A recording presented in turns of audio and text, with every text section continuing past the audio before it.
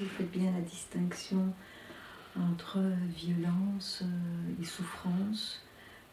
Violence qui est alors plutôt liée à l'aspect de domination qu'on peut retrouver dans le travail productif.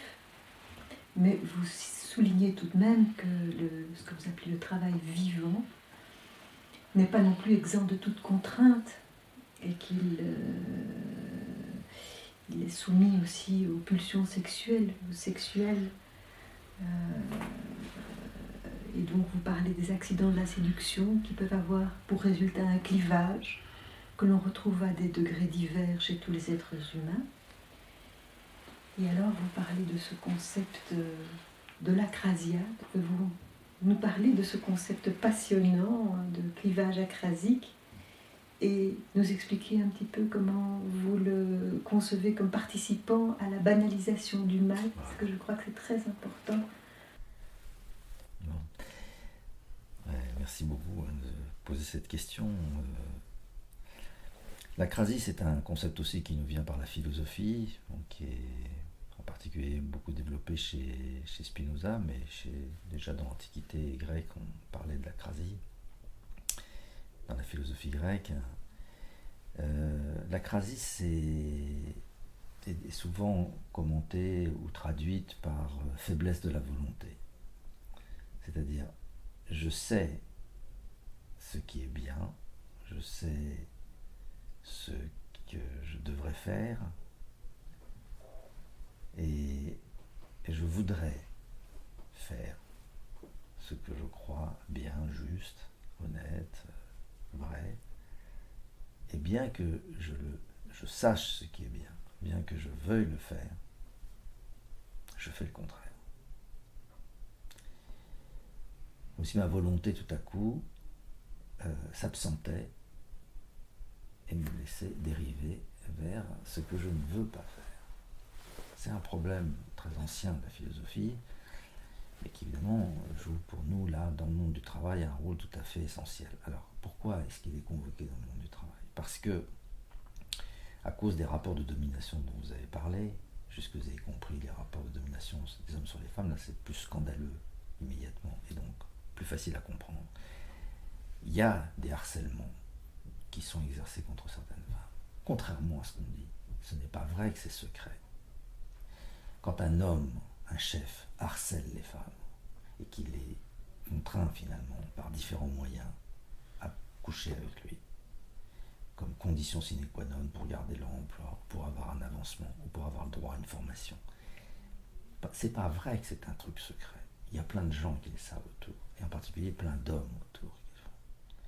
Il y a beaucoup d'autres exemples dans le travail où aujourd'hui on est amené à faire des choses, à apporter son concours à des actes que moralement on réprouve.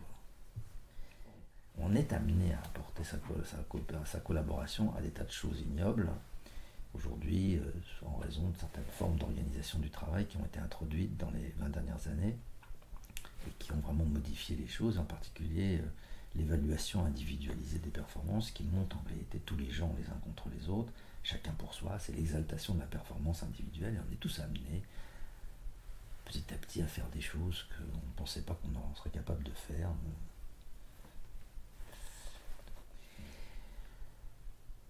Le problème qui est posé, c'est que ces gens qui donnent finalement leur consentement à participer à des actes que pourtant moralement ils réprouvent, finissent quelquefois non seulement par consentir de façon un peu passive en laissant faire, mais en apportant leur concours, et quelquefois en devenant à leur tour des vrais collaborateurs enthousiastes.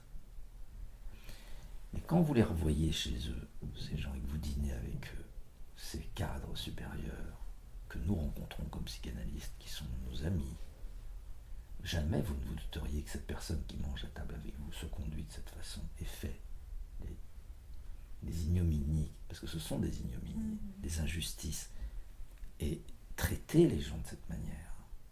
Vous ne pourriez pas imaginer que cet homme qui est en face de vous à table, ou que cette femme, parce qu'il y a aussi des femmes qui sont impliquées, sont capables. Bon. Là, on arrive évidemment à un problème qui est celui du clivage.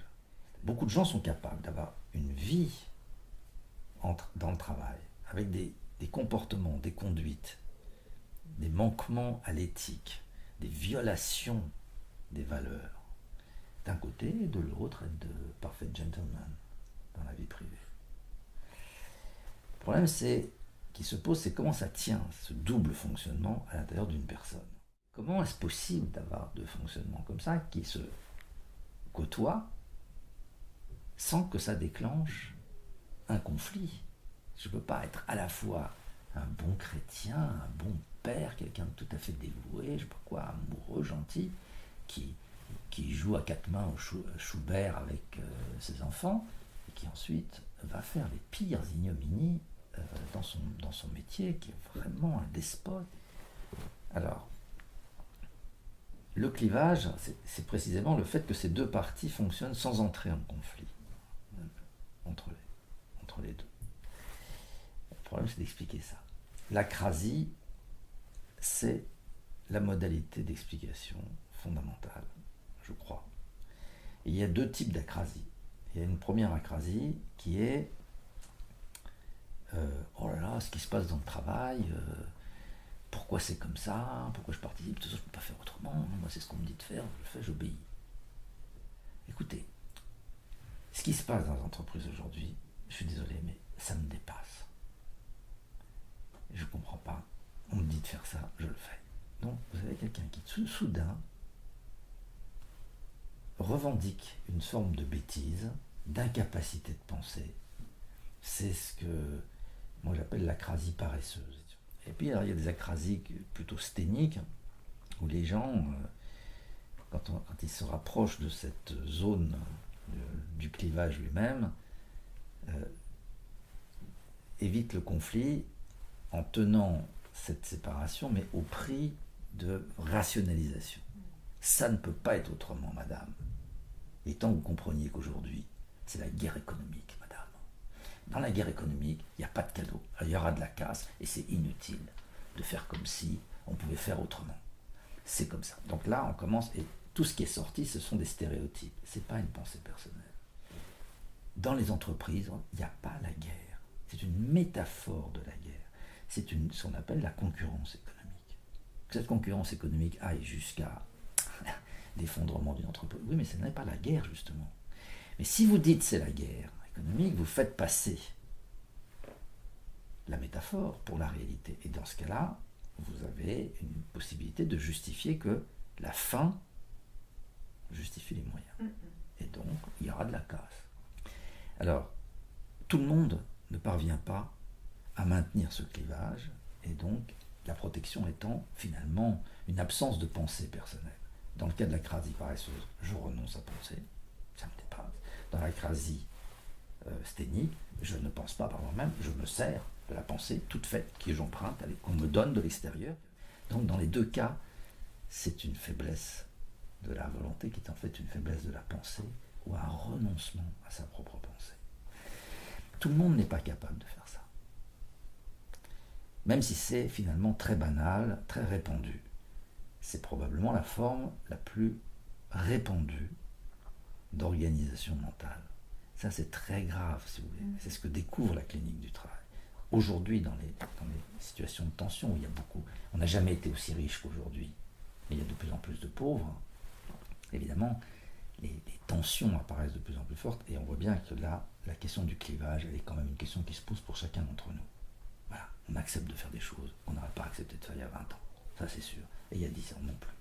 Donc, il y a quelque chose qui a changé, et on se rend compte que beaucoup de gens sont capables de cliver.